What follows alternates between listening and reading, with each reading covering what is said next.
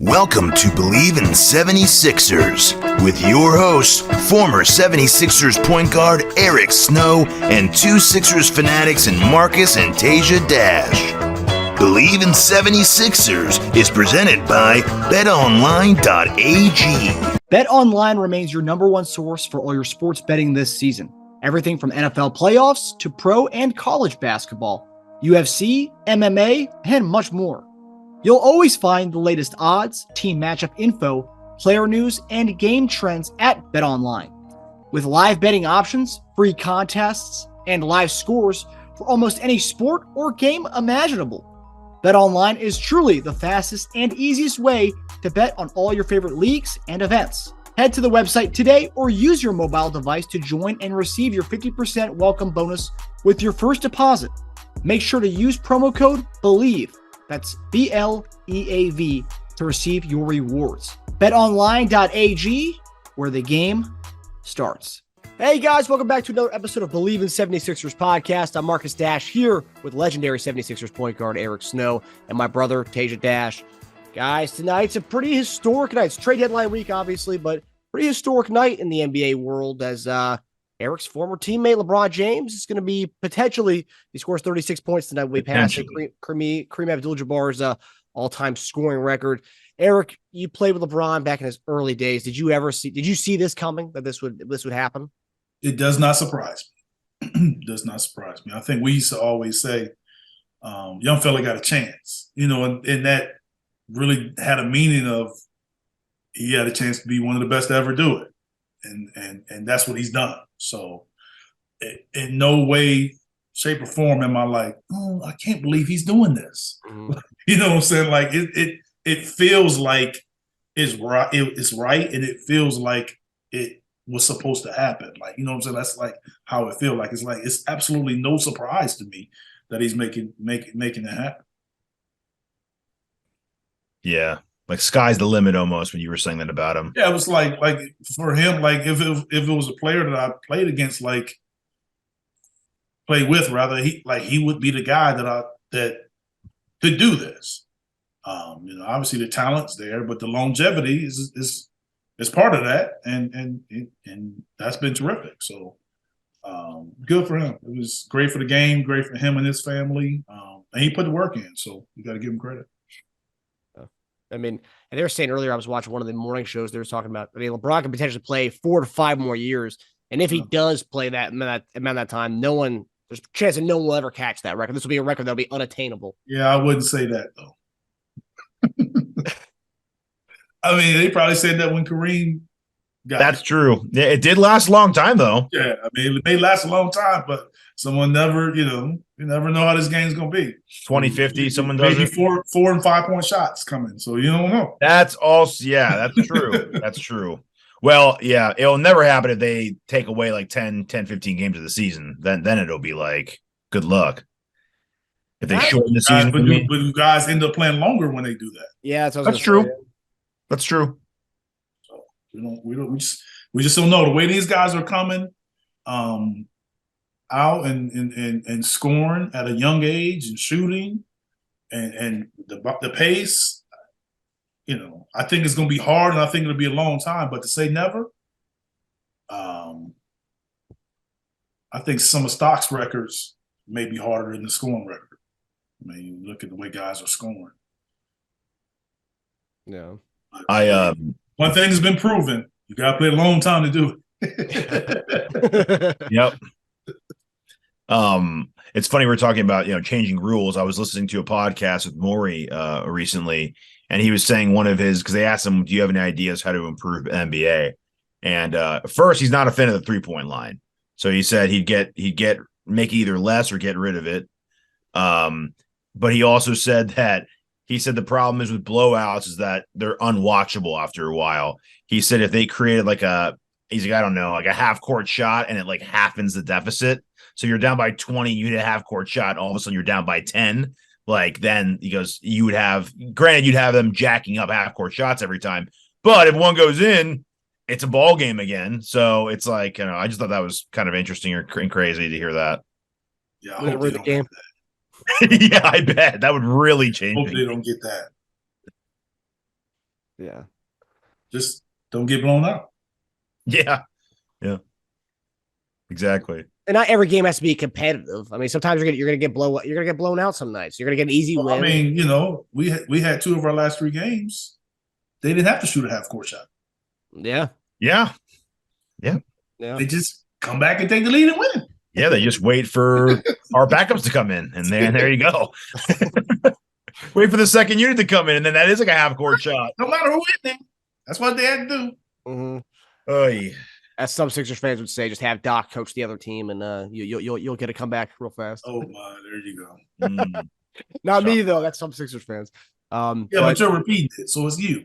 Yeah, well, I'm trying to get the repeat. it. The repeat is you, like you said it. Like. Nah, it's the classic. I didn't say it. Someone else said it. I'm just saying what they said. Yeah, but you didn't have to repeat it though. No, it's true. It's always funny to think it. But it's so funny. It's funny to take shots at Doc. People always coming back on Doc's teams. Well, sometimes it's funny. Okay, but you guys mentioned the Knicks game, and we could go to depth about the Knicks game. There's a lot to summarize about that, but we were outscored 32 points in the last 38 minutes without a half-court deficit and half shot. There's a lot of chatter on Twitter that the biggest need for this team is a backup center, something we've talked about a lot. And Paul Reed and Montrezl Harrell were combined -29, -29 on Sunday night against the Knicks. So it seems like we are having a hard time finding a backup center. So my question to you guys is, why is it so hard to find a backup to Joel Embiid?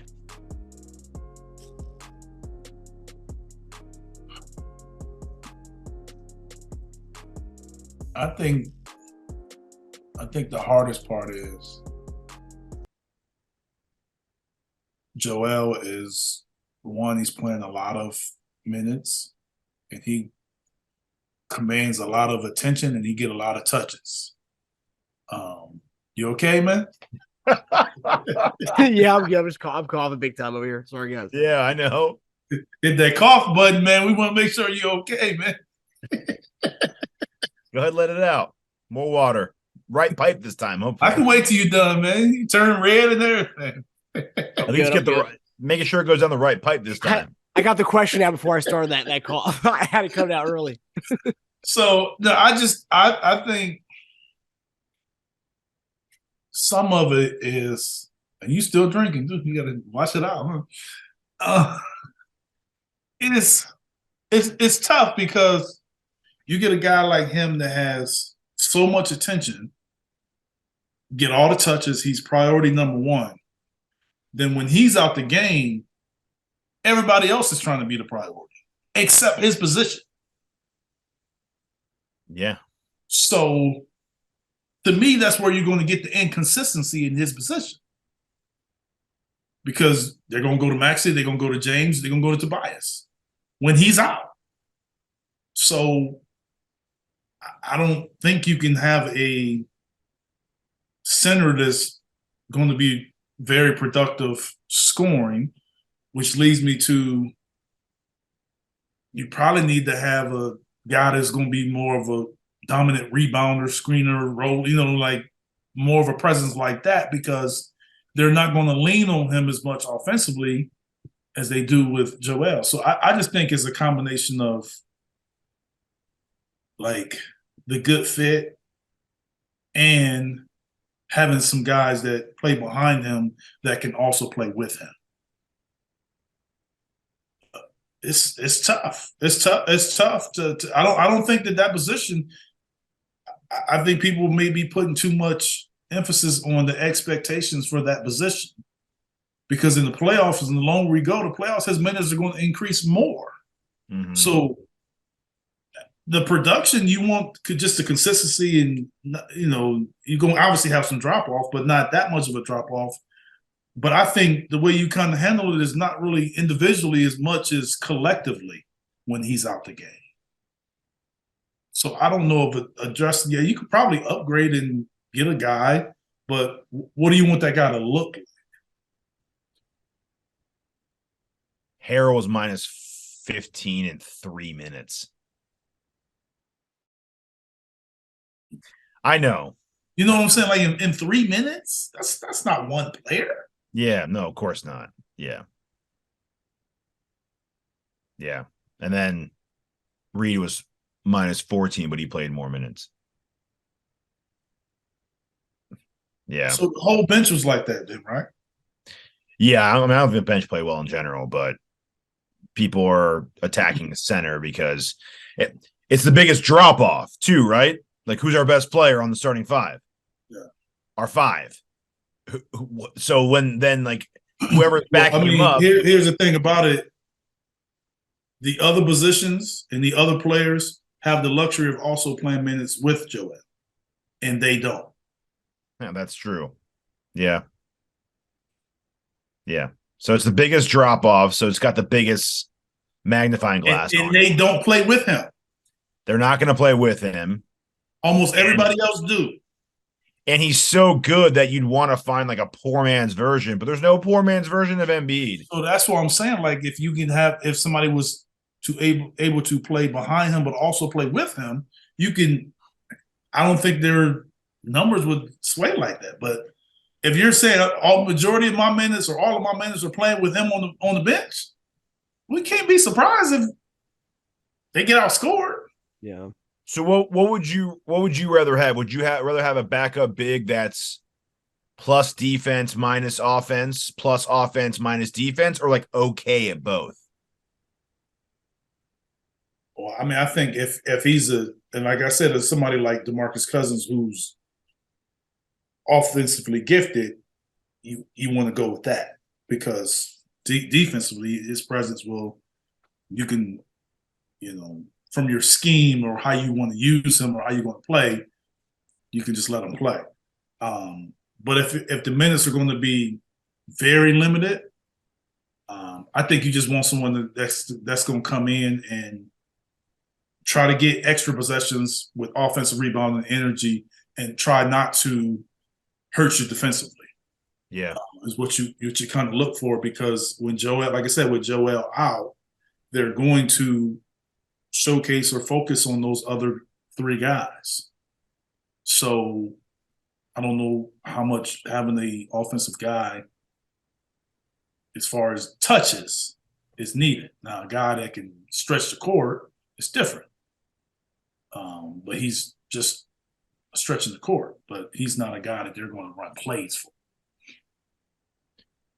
Yeah, it's just hard to find someone that checks all of his boxes. You're not going to find that. So you want a rim protector with good hands who's got an okay offensive game, or a good offensive player who's got okay defensive game. So over the years we had in our last recent years, Dwight, decent defensively, decent offensively. Drummond, good at rebounding, good at putbacks, okay defensively. But he had to go in the Simmons deal. I think Drummond was our best recent backup big. Now we have Harrell, it's a tale of two tapes. Harrell's a good offensive big man, but undersized and gets abused defensively. And then you have Reed, who's inconsistent on both sides of the court, who the coaches don't trust. So it's like, it's tough, man. I mean, by matchup is what they've been doing, but there's going to be some matchups where it's just neither one of them are going to work. Like the Knicks, for instance, that just didn't work. And that was without Mitchell Robinson. So, I mean, if he played, it probably would have been worse. So yeah, it's hard. It's going to be interesting to see how they go about this. Yeah, good thing we have the trade deadline this week, so we're gonna figure that one out. As we said, trade deadline February 9th, so Thursday. We'll get a new rotation piece. So some things on this. Furkan Korkmaz demanded a trade, and Matisse Thybulle is demanding a lot of trade interest from teams all over. But apparently we are linked to certain players, and all these players are over 6'9". So we're looking at guys who can be a nice little backup to Embiid or even play alongside him. And the players are Jared Vanderbilt, Naz Reid, and two former 76ers, one that Teja mentioned, and Andre Drummond, and then Nerlens Noel, a process guy. And a fun nugget about that is our G League team just traded for Jahlil Okafor. And if we were somehow to trade for Nerlens Noel, we'd have Noel, Ja, and Embiid on the same team. Some three of the process guys on the team together. It'd be cool, especially if we win the championship, to have three of the process guys on the team. But my question to you guys is, do you think we make a specific move? And what kind of player should we go after? And any of the players that I named, does any of those guys ring of interest for you? I mean, we spoke about the center position. I guess, those guys fit from a standpoint of rebounding, some activity, motor defensively with Noel Nerlin. So it's that I think we've addressed. Jared Vanderbilt, good size. He's a wing though. He's not someone that I think you could play behind Joel. Who am I missing? Who's the fourth guy? Nas Reed. Nas Reed's interesting because Nas Reed can score and shoot a three. Yeah. I think out of all the guys that we mentioned, besides DeMarcus Cousins, he's the one guy that can score it and can't shoot it. He's the best offensive player of that bunch. So he could be a guy that you could probably put a minute, play beside him a minute or two. Yeah, and he's good athlete, decent athlete. I mean, he'll flush it on you. So he's an interesting guy. I can say that one right there kind of depends on what you give up. So I would be interested to see how that will look. And he's young too. Mm-hmm. I don't think we make any significant moves. I think most big Sixers Twitter accounts think we'll just make a move to duck the tax. Other accounts think we should say screw the tax, go all in because we're close. We're close to this thing, and you might not get this close in a long time. Go all in right now and say screw it all. Do you think we're close enough to ring to justify spending those tax dollars? On the rotational player? Yeah, just shoring up whatever, Yeah, I mean, I think if it's a guy that's favorable contract and he's a guy that's a rotation player, consistent rotation player. I don't think you just make a trade just to make a trade, and for a guy you just be like, oh, we don't know. But I just don't know how are you going to go get a rotational player without giving up a rotational player? Yeah, that's my question. Is like what kind of move are you going to make? Because I think if we're going to trade Tobias for, say Tobias, is Tobias in the last year of his deal, where he has one more year left? One more year. A lot of these, his name would be coming up a lot more. I kind of figured that. A lot of these moves are like probably lateral moves, and that's what I'm saying. Like, do you get a lateral move? And Maury talked about that recently. He said, our rotation is so tight right now that is anyone we get really going to crack our rotation at this point? Yeah, that's what I'm saying. Like, you're not going to crack the rotation unless you're giving up a rotational guy. Like, I just don't. And most of these moves, if you do make a trade like that, it will be a lateral move. I do like. I'm a big, and I know most Sixer Twitter is the same way. I'm a big Vanderbilt guy because I think he can play some small ball five against some small fives. Like I could see Vanderbilt playing against like a Claxton. I think he'd be fine with that because he's 6'9". But I think he could also play wing minutes if we got rid of like a Thybulle.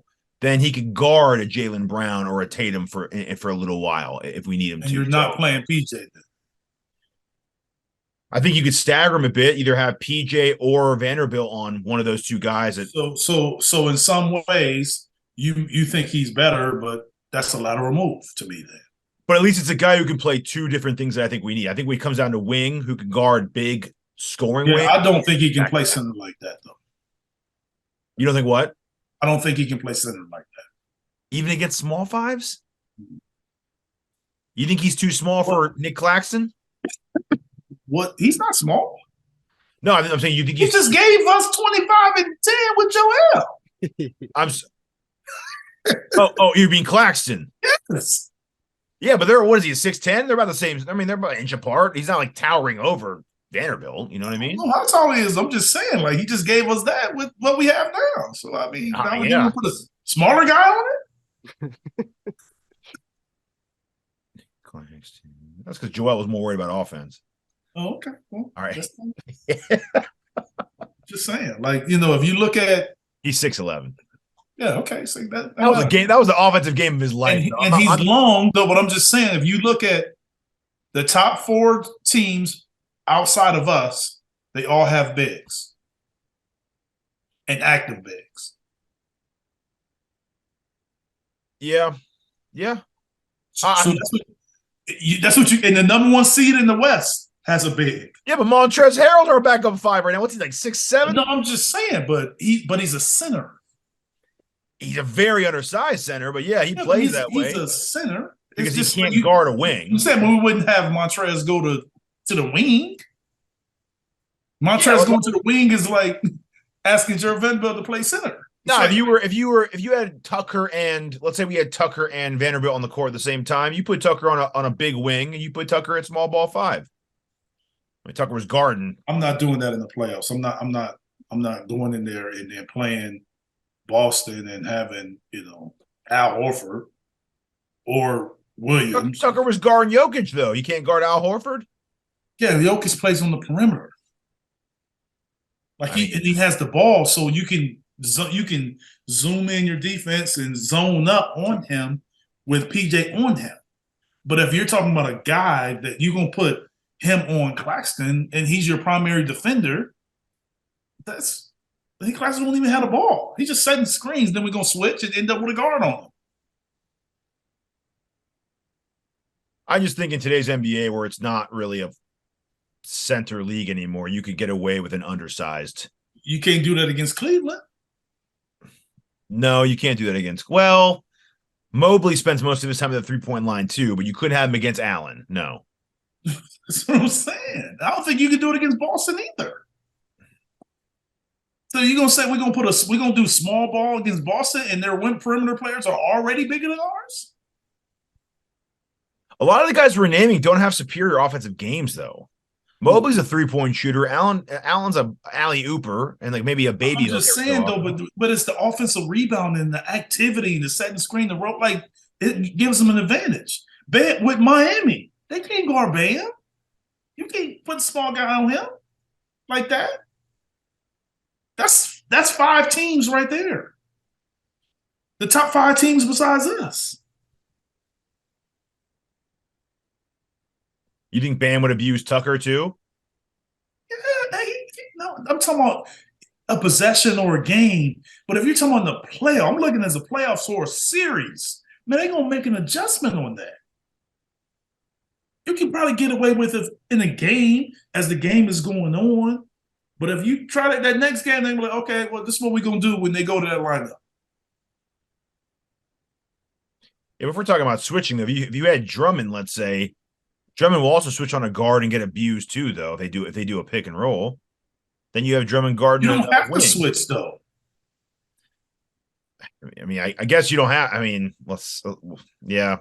You could try not to switch. Yeah, but I'm just saying, like, with Jared Vanderbilt, you going to switch.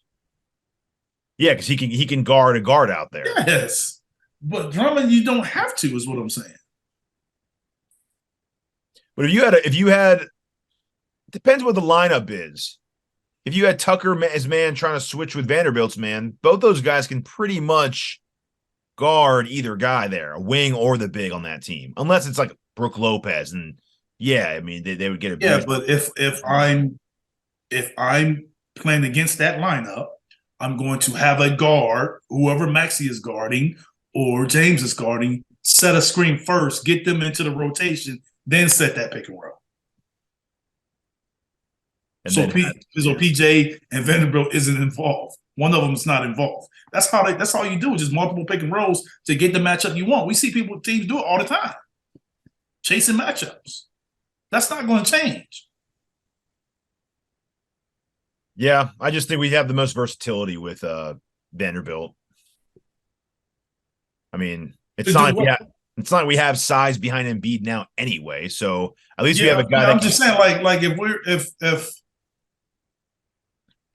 I'm just saying, like, and Vanderbilt's a really good. We're gonna win a championship, and we want to win a championship, and our concern is the guy that's gonna play 5 to 10 minutes behind Joel. Like, that can't be the biggest concern. Well, they're all going to play 38 39 minutes in the playoffs. That's why I like Vanderbilt. He can play other positions, not just back up Joel. You know what I mean? He can and I think Nas Reed can too. That's what I'm saying. And he can shoot a three. Yeah. If we're going to go, if we're addressing the big, I'm just saying a guy that's bigger, heftier, as far as positioning, being able to guard a bigger guy easier. But see, our second weakness is wing defense. So that's why I was hoping to try to check half boxes on both of those with Vanderbilt. I don't understand how wing defense is a weakness if we added Melton in the lineup and we signed PJ Tucker. Tatum and Brown are really good. I'm just saying, like we got to think about, if that's our weakness, second weakness, then something isn't right. Then we can't. Then we kidding ourselves talking about championship. Especially, we're talking about getting rid of Thybulle because that's one of the main. I'm just saying we're kidding ourselves talking about championship if this is what we're talking about. Mm-hmm. We'll see it. Yeah, we'll see it tomorrow. Because you go through, we're gonna have to play Boston, Brooklyn, Milwaukee, Cleveland, Miami. Most likely we're going to have to play, out of those 5,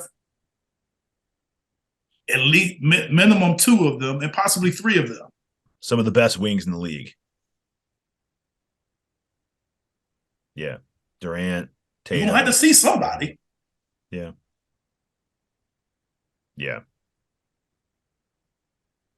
You also got to factor in the fact that, we've multiple playoffs we've had where Embiid has missed a game or two, and we were scared about, the fact that we had to start DeAndre Jordan last year. We had the rotation of Paul Reed. If we do Vanderbilt's not going to start at 5. If we do that, we're going to have Trez or Paul Reed. We're going to have the same problem we're having now if we do a Vanderbilt type trade. Whereas I think a Drummond or Nas Reed would actually solidify that if, God forbid, that were to happen, if we had to miss Embiid in the playoffs at some point. Yeah, but the year we had Dwight Howard, even when Embiid was out, we weren't even starting Dwight Howard. We kept him in his 6-man role. We had Tony Bradley, correct? That was another actual big, not a Vanderbilt type. No, I know, but Dwight was Embiid's main backup, so it's not like he moved up and started instead of him. He still got probably more minutes than Bradley did, even though he didn't start. And I think that goes by matchup, too. I think Vanderbilt goes by matchup. I don't think you start him against Brook Lopez. But there aren't that many dominating bigs anymore. Embiid is... Well, it's not dominating from the standpoint of how we envision old bigs dominating. It's dominating bigs, but they dominate in different ways. Yeah. Because you can't tell me the bigs in Brook Lopez is not dominated from the way they use him. And them boys in Cleveland are dominated from the way they're used. Robert Williams and Al Horford, and the way they're used. And Bam Adebayo is probably the best out of all of them. Mm-hmm. Yeah. So none of them are Joel, but they're very effective at what they do and very helpful what they're doing for their team. And Vanderbilt is a very good rebounder, just for the record. As a perimeter player. Averaging 8 a game. As a wing player, yes. But if he's at center, is he still that kind of rebounder? Because you got to box a little more. Mm-hmm. I'd have to see. He does play some center minutes for the Jazz. Got it. I'm not a lot because I don't think he's even averaging that many minutes, period. But he does. No, he's a very talented and long, athletic guy. But teams are different. I just think you got to be careful when you plug and play, taking the guy what he's doing in one team and putting him in another, and thinking that it's going to be the same, and you just don't know. If he's not used the same, with the same effectiveness, same amount of minutes, same way, it's different. How many minutes are we going to play him? And if we do play him those minutes, who are we taking those minutes from? Yeah. Because we already see the backup center minutes is, that's a roller coaster. So where else are you getting those minutes from? It depends who you trade. If you trade Matisse, you get Matisse's minutes. Well, Matisse wasn't playing not too long ago. Mm-hmm. He's playing a lot now.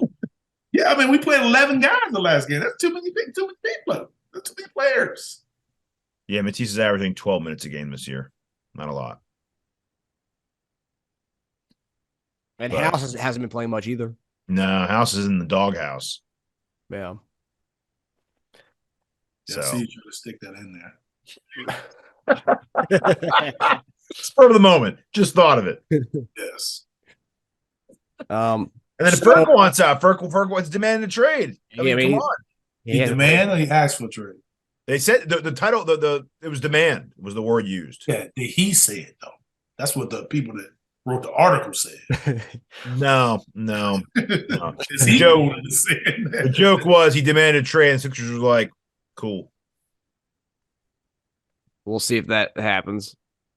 I mean, Get they can move a shooter.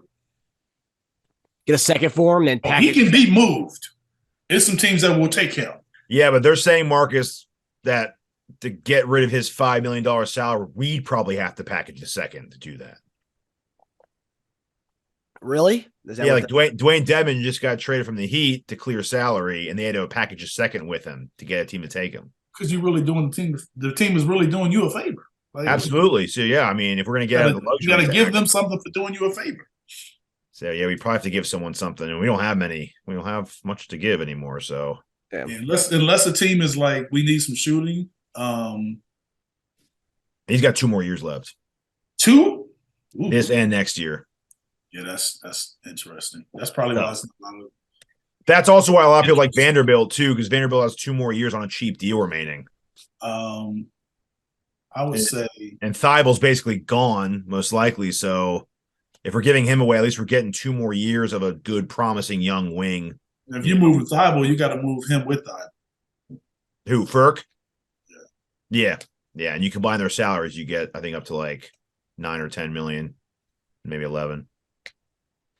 Yeah, it'll be interesting to see what we do. And you guys talked about wing defense. And so Wednesday night we got we'll have we put to a test. Our wing defense will be put to a test against Jason Tatum and Jaylen Brown on the 1 seed Boston Celtics. So guys, huge Eastern Conference matchup. You got us 3 seed playing against going to Boston. Play the second time of the season. We played them opening night, and then this is our second time we're playing them. So for game predictions, who do you guys have, and what are you looking for? And no spread out yet for this one. So I think they're still waiting to see, is Marcus Smart still going to be out? I know he's been injured, but GTD. okay. Yeah. As much as I dislike the Celtics, I still don't feel like we can beat them in Boston. Like just don't feel like it. Like I'm not as confident as I am playing other teams. Just something about that place. Maybe because I didn't have great success there. Well, in Philly I did. To the end of my Philly time, but I don't know, man. I just think we just that's a hard matchup for us. Yeah. And it's not that even with like Joel, like even when he gets numbers, it's still hard. It's still like feel like it's hard. And it still feel like their bigs, especially Al, play better than their averages. Yeah. You know like they make them work for it. Yeah, and they almost like, I don't want to say they average out. They don't really average out, but they play so much above. Like Joel may be average, which is really good, and they would play above average, which isn't better than Joel, but it's enough to give them an edge. Yeah, I see what you're saying. And that's what we got to go in there and beat them and beat them a few times and beat them good for me to feel different. Like I don't think we beat them. I don't think we beat them at home, but we got to go in there like. And I said this at the beginning of the year. I think, when game 1, I was like, this is a big game. I think now it's a big game. Like you're thinking seeding, and we can go out there and be 1-1 and then only have home games against them. Tiebreakers, like it's a really big game. It is a big game. but you're giving them a loss too. Mm-hmm. So it'd be interesting to see our approach and how we go and handle this game. Big game. It's a big game. It's huge. And they go by Tatum and Brown, man. I mean, every game they're combining for like 55, 65 points, those two. So, and wing defense has been rough for us. So it'll be interesting to see how we go. Yeah, and that's the interesting thing with those guys is like those guys play, none of them have to guard James. Who, James has so much volume with the ball in his hands, like they don't have to guard him. And now that Maxey's coming off the bench, we don't really know if they're going to guard and defend him either. No. So without Marcus Smart, and not really defend. Say it again. Marcus Smart being out, if he's out, that's going to hurt them big time though, because he does a good job against Harden usually. Well, I mean, Malcolm Brogdon's not bad. Yeah. No, yeah, they've been starting. They've been starting Derek White, but he's also not a bad defender either. But yeah, I'm torn on this one. I want to see if Smart plays. I want to see what the actual spread is out. That'll tell me where Vegas's head's at. I think it'll be a close game. There've been some bad blowouts with those two teams in the past couple of years.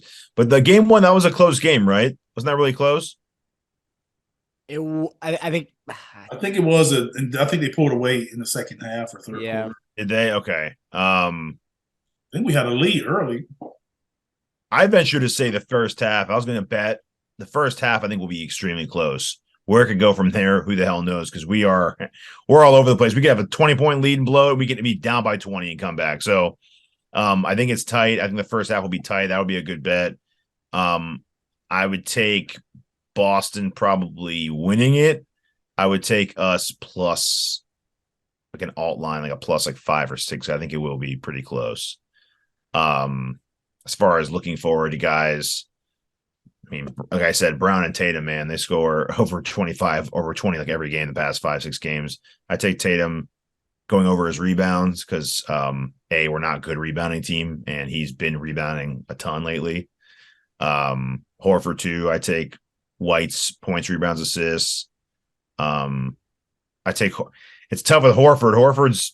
He seems to have his best games against the Sixers, but he's just not scoring that much right now. I'd probably take an alt line on his under in points, and then Embiid's and Harden's and Tobias's points, rebounds, assists over. All right. Well, hopefully we come away with a win. Hopefully we're talking about celebrating this win on our next episode on Friday before we talk about the rematch against New York Friday night, and then traveling. Well, not traveling so much, but going to Brooklyn the next day for our New York back-to-back on Saturday. So, guys, we'll see you guys Friday, and hopefully we pull out a W against Boston. All right. Take it easy. All right, guys. All right. See you guys Later on.